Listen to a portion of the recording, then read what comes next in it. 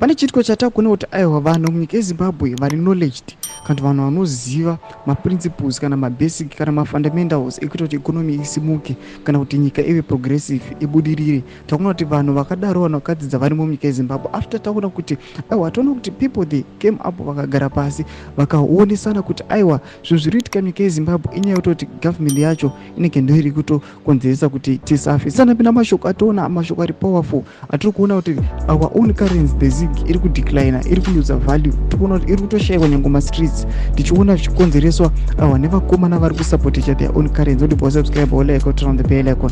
Timina panapa paChinji Radio vanouya vachiposta this picture muri kuona panapa vanouya kunyora vachiti the economy obeys no command without backing of a legitimate social construct.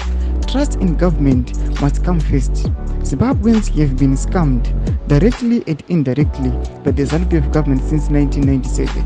Now even government offices are rejecting the ZiG.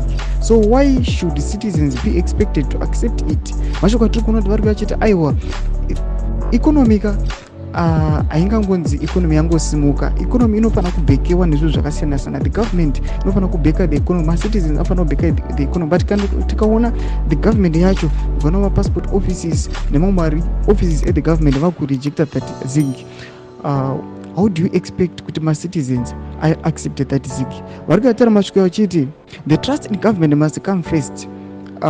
Kuti government ndinofanira kutotanga yatoya first titova netrust mavari toti aiwa government yedu tinoibelieve, government yedu ndiyo inoita kuti aiwa zvinhu zvimire. But kana vanhu vakaita madoubts with the government there is no way yamunofungira kana yamunoexpect kuti the ZiG currency iramba ichi sustain the country. Tudze mafungiro enyu muri kudii pamusoro pamashoko avo avari kuuya vachiisa maideas vachiti aiwa the government ndiyo iri kusupporta the economy havasitombori vanhu. Tudze mafungiro enyu pina comment section medu.